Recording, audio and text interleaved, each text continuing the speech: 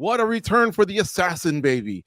Time off served the former champ well. Let's react to this impressive performance by Moreno this past weekend in Edmonton, Canada. Nolan, it's been a while since we heard from you. Kick things off. Reaction. Yeah, Brandon Moreno's back. I mean, he proved a lot, I think, to everybody on Saturday, myself included. And it goes to show you that perhaps maybe taking a little bit of time away and resetting in MMA, letting the body, the mind heal, letting the motivation rise again is a good thing. Maybe we don't see enough of that because he looked rejuvenated. He looked like he was having fun out there. He looked refreshed. And to be quite honest, for a guy that we've seen lose a handful of times in recent fights, like, I think he's right up there again to talk about being maybe an arm's reach away from a title fight. So just a really good performance to establish himself, complete domination over Amir Albazi, a guy that was, I know he was out for a little bit, but he was surging as well with his performances. So just a great job, good preparation by Fortis, good job by Brandon Moreno. And I think, to be honest with you, Kai Asakura's title shot that's coming up next month has done wonders for this division. It's really established. It's allowed for Brandon Royval, Brandon Moreno to establish themselves once again as contenders. So the flyweight division, in terms of fights, always a blast. And now we have a little bit of, we have some fun fights that can be made in the future as well at the top of the division. Good point about Asakura. I hadn't thought of it that way. But I do want to ask a follow-up, Nolan. A lot of people will look at Brandon Moreno's record and go, well, it was about 9 months off. What's different from his time off versus other fighters that have taken a lot of other time off and looked rusty or past their prime or whatever? What do you think was the difference between this semi-retirement, I guess, or hiatus, whatever you want to call it? Yeah, I mean, I think sometimes we see fighters go on kind of hiatus, but it's not really of their own doing, right? Like maybe the UFC just delays booking them. They haven't been offered anything. So I think for Brandon to really establish and do so publicly, to say, hey, listen, I'm not looking to fighting, in the near future. I need to take a break. Took his name out of the conversation. It took his name out of people hounding for matchups and wondering when he's going to come back and trying to put him in, the UFC 306 card in the Sphere, which I know was on the table, and he declined to fight on that card. So I think, honestly, just being true to himself, waiting for that right moment to come back and being able to, I mean, he's a star. So I'm sure the UFC maybe gives him a little more leeway to call some shots of when, he would like to return without giving him some sort of extension letter. Granted, I don't know this whole situation, but I think that's a big part of it as well. And it speaks to his professionalism too. Like, the guy's just an A-class elite fighter, but also the way he carries himself, the way he prepares. I think it speaks a lot to who he is as a person. I think what you said is right. Him calling the shots was the difference, not getting lumped in with matchups, staying away from media. Man, that guy looks so good. Danny, what was your reaction to that fellow Latino? A bit of relief, to be honest, because towards the end there, like, he wasn't losing bad. He was losing all these split decisions, but the way he looked, it was kind of like he was on a decline. It just looked like he was a little bit lifeless out there compared to his previous performances. And in this one, he looked fresh. He looked like he wanted to be there. He looked excited to be there. And I think that's huge. Sometimes these fighters start either switching camps or taking time off, doing this, doing that, trying to recover something that's just unrecoverable. But in this case, Brandon Moreno hit it on the head with the break. Like, that's exactly what he needed, and it was shown. Like, he showed that on Saturday. He looked spectacular, and all of a sudden, this fighter that a lot of people, or some people, maybe thought he was kind of fading away and was kind of making way for the new generation, just announced that, hey, I'm still here. Not only that, but I'm a threat to the title. And I still think he's the very best flyweight in terms of, like, overall skill, and I think he displayed that on Saturday. So I'm just excited for future matchups. I know a lot of his fights are probably rematches moving forward, but damn, he looked good. And when he's on, like, he's one of the best in the world, I think. Careful now. You live in South Florida. That's where Pantoja stay. You might order Uber Eats one day. He shows up and says, hey, I heard what you said. I think no longer. I actually interviewed Pantoja, and that interview should publish this week on MMA Junkie. He's got money now. He's got a nice house. No more Uber Eats. A nice caddy. So no more Uber. No more Uber. All right. Goes, what was your reaction, man? This was an incredible performance by the Mexican. Yeah, I thought it was a 10 performance when you think about who was on the other side of him, right? Amir Albazi. How long have we been talking about him? Of course, we can all say, listen, the guy's come off a big layoff. He maybe looked a little rusty, but I think a lot of that was just Brandon Moreno's style. It's very often that, especially a guy like Brandon Moreno, gets lumped in when we're talking about these Mexican fighters and the Mexican bravado and how they go out there and they can throw hands and they don't care what's going to come back at them. Yeah, Brandon Moreno can fight like that at times, but what he showed us is there's a different side to him, a very technical side. And a lot of these Mexican boxers that we grew up with, they had that side. Marco Antonio Barrera had that side. Julio Cesar Chavez had that side. I think he showed us a different layer of his game. That's so important. If I'm anywhere in that division and I'm not Brandon Moreno, I'm probably crapping my pants a little bit, going, holy crap, man, that guy looked awesome that night. And to go back to your previous question, George, what was different? What changed in that time off? How about just that pressure? The pressure that some of these Mexican fighters had, especially with Noche UFC and all the talk and having all those belts, all the interviews, the extra interviews that Brandon had to do, not just here in the United States, but in Latin American countries. It was weighing on him. You know, he was traveling a lot. He was having to do a lot of extra stuff. I think this time for this camp, he was just Brandon Moreno, the fighter. And when he wasn't Brandon Moreno, the fighter, he was Brandon Moreno, the father. I think it helped dial them in a little bit. And I think that was a difference. Yeah. Him announcing to the world, hey, just leave me alone. I'm not retired, but leave me alone. I think people just respected that and they gave him those boundaries, you know what I mean? And so therefore he's not appearing in the SEOs. There's no one saying, hey, I heard what you said on this interview or nothing like that. He could just focus on being Brandon Moreno, being a dad, being a husband. And it was a brilliant move, and look at the way it paid off. All right, chat, please hit the like button. It really helps us out with the algorithm on YouTube. Also, a lot of you, I recognize the names. Tell a friend about the show. Share it on your social media, retweet, repost, or just text your buddies and say, hey, the show's about to start.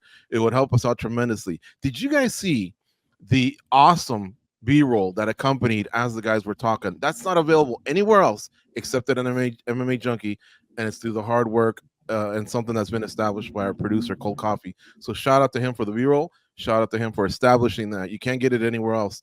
So keep that in mind. And we are paying attention. Rate us, sorry, not us. Rate Brandon performance 1 through 10. I want to see what you guys thought. Ghost gave it a 10. I gave him a 9.5 only because he didn't get the finish. But Yeah. I'd like to see what the chat says. How did you rate his performance overall? And let's continue here. What's next for Moreno? Ghost, we'll stay with you. How would you pair him up? It doesn't sound like he's in a hurry for a third matchup for Pantoja. Pantoja's set with Asakura. So does he sit back and wait, or does he take someone else out, to just continue his storm back to a title shot? I think sit back and enjoy this for a little bit, because there's not too many names that you can match him up with where we wouldn't be saying again. I mean, he's fought everybody multiple times. Those names that, you got your Brandon Royvals, your Carl Francis. But again, those are rematches. So if I were him, I'd kind of chill for a little bit. And then, I would imagine he's going to have to take one more, maybe against one of those names. But I wouldn't rush back into things. I think what he's done really helped them out. And I think he should keep doing that. You agree with that, Danny? Or do you have a name, or do you have a location, or does he wait it all the way out till either a Cinco de Mayo weekend or a Mexican Independence weekend, which is September 16th? I think he should sit out and just see what happens at UFC 310. Because if Pantoja wins, I think it's going to be hard for him to vouch for another fight, but maybe he can get Asakura. I think that'd be a super exciting fighter. I think at some point those two should fight. That'd be great. But what if he doesn't make weight? Remember, I keep saying this, and I feel like a lot of people are not making putting as much attention on it as it should. But like last time Asakura made 125 pounds was back in 2017. He hasn't since. And his debut fighting outside of Japan. I mean, he might not make the weight, and maybe Brandon Royval is the guy that steps in there. And what if Brandon Royval wins? He looks amazing. Then I think you can set up a trilogy with Moreno. So a lot of things can happen that dictate whether or not he'll get the next title shot. I think most likely, and he even said it himself at the post-fight presser, he is probably one fight away at least for the belt. So just wait and see what happens in December, and then take it from there. But I think there are some fun matchups for him. I think Mano Cape would be a really good fight. I know Tatsuro Taida's coming off a loss, but that'd be fun as shit too. There's good fights for him. Nolan, what would you do with Amir Albazi? Gone about 1.5 years, some serious injuries, surgeries, comes back. It's kind of hard to say, man, you looked awful, because Moreno looks so good. But what would you do next with him?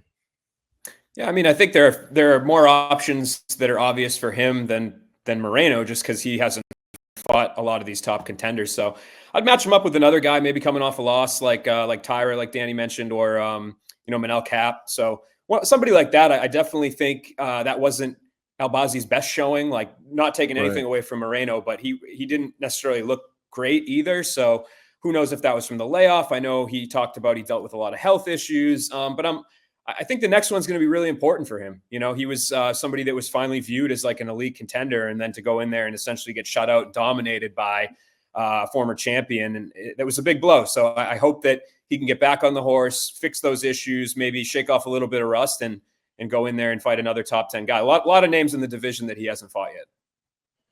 Yeah. It's a shallow division, so it's easy to dust yourself off and come back. But at the same time, man, guys like Royval and Moreno are they're not letting the others breathe, like they seem to win these key matchups along the way. I'm going to stay with you, Nolan. We're going to pivot to the co-main event. Erin Blanchfield defeated Rose Namajunas via unanimous decision. It looked like a 48-47 across the board. Rose winning the first 2 rounds, Blanchfield coming back to win the third and the championship rounds. Your thought on her performance? Yeah, initially, I was kind of it wasn't the most impressive performance to me. Like, I think seeing those first 2 rounds, essentially, it seemed like where things left off with Manon Fiorot when she lost to her in March in Atlantic City, and seeing round 1 and round 2 where there wasn't a whole lot of activity. She wasn't really shooting for takedowns. She wasn't using her feints. So it took a little bit, I think, of time for me to kind of shake that feeling that I gained from watching the first 2 rounds. But the more I thought about it, I honestly was fairly impressed with this, in that she made adjustments. She didn't get rattled that she was down 2-0. And then she went out there and won 3, 4, and 5 very decisively against a former champion, against somebody that's got a ton of experience in 5-round fights, against someone who has looked somewhat reinvented at flyweight. So I know Blanchfield, it's kind of weird, right? Because she's so young.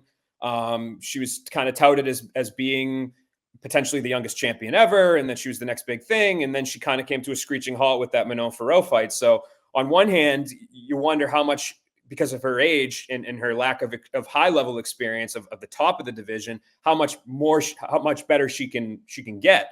And then on the flip side, she also has been doing this her whole life, and she's light years ahead experience wise than most people her age. So I think this did show some growth. I think it showed that she is able to kind of deal with that adversity, figure it out, and still go out there and win. I mean, that's the bottom line. She's essentially set herself up for a fight, which she called for against Alexa Grasso. I think that was a great call out. It makes a lot of sense for the division. And if that fight takes place, I think you could make the argument that the winner of that could go on to fight for a title. So she did what she needed to do to get this big kind of sort of maybe title eliminator matchup. But she's got a lot of stuff that I think she needs to work on if she wants to go out there and win that fight. So I'll give her a thumbs up for the performance, thumbs up for the adjustments that we saw. But clearly, I think she has about 7 rounds now that she can look at and say, hey, for the longest portion of my career, I maybe didn't know what I needed to get better on, but now I do. Mm-hmm. Goes, your thought on Blanchfield's performance, and what would you do next with her? Do you agree with Nolan's take and what she said, which was Grasso next, or do you have another plan for her? I thought she laid it out really well. As far as the performance goes, it was impressive. Things weren't going her way early on in that fight, but she was able to make those adjustments. And I think those are the questions we always have of these up and coming fighters. But it's been sort of like a thing week after week for us, right? Like a passing of the torch, sort of. We saw what happened with Holloway to Topuria, Whitaker to Chimaev. Now it feels like it's happened again, right? Blanchfield and Namajunas. I thought she made some good strides in this fight. I still feel like a little bit more experience is what she's going to need. Nolan alluded to that a little bit when you look at her body of work. I like that matchup that she picked up on. I think that works out really well. But I really think she does deserve the props for coming back in that fight, because it was not going her way, and she figured a way to do it. And that's not easy to do, especially over a crafty veteran like Rose Namajunas. So I think when you talk about Erin Blanchfield, I think right now we could say some really good things. I feel like maybe a year from now, we might be saying some great things. It's not easy to do physically. Remember, she couldn't even get her hands on Manon Fiorot, and that was happening with Rose, and she's getting lit up a little bit. And then think about mentally. those 5 rounds plus these first 2, I don't know if that's what Nolan was alluding to, those 7 rounds, but mentally imagine like, holy cow, I'm doing it again. Remember, this isn't the NFL where you could shake off last week's loss and play well this Sunday or Monday or whatever. You got to sit there and let that simmer for 3 to 6 months before you can right the ship. And she did, man. Like mentally, she's very, very strong. Danny, you're close to the Grasso camp. What do you think? Do you think that tickles her fancy hearing a call out like that? Is that maybe her path back to the title? Yeah, I think that could be. I know that her camp for a while has been interested in that rematch with man, why am I blanking right now? With Macy Barber. So maybe that could be a thing, but I also know that Macy Barber has had some health issues, I believe. So I don't know exactly where she's at in terms of a potential return. But yeah, I mean, Grasso has made it pretty clear that like she believes she can win the belt back and she wants to be champion again. I think the performance that she had against Valentina in that third fight, again, nothing to take away from Valentina, but I don't think it was exactly indicative of her potential. I think she wants a big fight, and clearly Erin Blanchfield is a top contender in that division, and beating her would mean a lot, especially coming off that Nunes win now. So yeah, I think that's a very doable fight, and a fight that could maybe determine the next title challenger. Staying in the 305 with Danny Segura, what would you do with Rose next? Is flyweight still her jam, or should she drop to maybe strawweight? Or wait, is flyweight still her jam, or should she drop to strawweight where she is 2-0 against the current champ? Yeah, that's a tough one. I actually, just for full disclosure, I actually thought that Nunes won the fight against Blanchfield. I thought she won first and second and fourth round. Danny be tripping in the chat, and that we weren't going to have to use it anymore. And now no, I did now. Look, but I have no problem with the scoring for Blanchfield. I don't think it was a robbery, and I do think like the fight was clearly going, the momentum was going for Blanchfield. So if you would have gone to a sudden death round, obviously that doesn't exist. I would have favored Blanchfield to win. So I don't have an issue with her being the winner. I think in street fighting rules, she kind of did win, but I'm just saying how I scored the fight. Did you have a 2-2 going into 5? I had a 3-1. Oh, I thought she won the 4th. Okay. All right. But anyways, it's a tough one. I feel like when she left 115, like she had so much equity and just built up stock at 115. I'm like, why are you leaving to 125? Like, I don't get it. And it seemed like she never had really any weight issues. Like, you never really heard like, oh, she passed out, or she had a terrible weight cut, and now she has lingering health issues because of this and that. And I'm not saying things should get to that point in order for you to move away, but she was always making the weight comfortably. She fought in a lot of championship fights, always making 115 on the dot. She looked good as well. It doesn't seem her performance was hindered. I do think 115 is her better weight class. I do think that Blanchfield in this case benefited from a big strength and size advantage. Yes. In that clinch, we saw a lot of those takedowns just came from, yes, of course, there was an aspect of skill from Blanchfield, but a lot of it was just overpowering her. I mean, she just didn't have the gas tank and the strength to really fight fire with fire in those 50-50 exchanges. So look, she's as you mentioned, 2-0 over the current champion with a finish. She's a big name. I think one win gets her back in the mix. So I would say to try out 115. Yeah. If she can make it healthy, obviously. I agree with you, amigo. Guys, real quick, another highlight from the card, something that stood out to you. You want to put a spotlight on them, give them some shine. Nolan, who else impressed you from this card? UFC Fight Night 246 in Edmonton, Alberta, Canada. Yeah, it was, I think it wasn't the most memorable card of all time, but for me, I think Ayman Zahabi, somebody to highlight. Okay.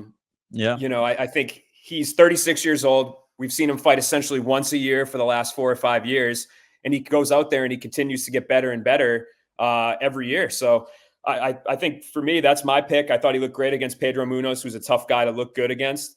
And so shout out to him, shout out to TriStar and his brother Firas Zahabi for prepping him and getting him to the point where I think he'll probably, if he doesn't get a top 15 opponent next, I think it will be a fight that gets him into the rankings should he win. Yeah, for us, having a good month, man, with Rob Font's resurgence and now his brother stepping up. Goes, how about you? Quick, please. Jasmine Jasdavicius, I thought, had a great performance in the cage, and I thought she used her mic time very well. She's very charming, but just what she did in there was so dominant. And I used to think she was a little bit further out from possibly fighting for a title. Now I feel like she's starting to close the gap more. La bamba. Man, I That mean, was that's a dope, too. random song for her, right? A Canadian Mm. with the last name Jazdavicius, but the Mhm. crowd was into it. I mean, if you pick out a good song and you have a good nickname, you make fans. A lot of people show up going, who am I going to root for today? I don't know anything. And then all of a sudden you're just attached. And then she backed it up with vicious ground and pound. That's why I was saying, if you owe her money, pay her. Go, Danny, how about you, man? A quick highlight from you on someone else from the card. I can't believe the guys didn't pick this one. I thought this was the standout performance from the card. Yusuf Salal, man, that guy, since he came back from the UFC, 3 submissions in 2024. I mean, his return has just been stellar, has been fantastic. Everything you would want from a fighter trying to sort of redeem themselves and improve that they really do belong in the organization, and that the organization made a mistake by cutting them. This guy's just on fire. I do think he has a super bright future at 145 pounds. And I think it's time for the kid to get a ranked opponent. Clearly, like these guys right outside of the rankings that are very good, he's clearly well above them. So it's time for him to get tested. So I'm hoping that he gets some name value, whether it's an Edson Barbosa or somebody that's been around that can test him a little bit more. But I do think, man, he's a dark horse in that division, and he's got championship material.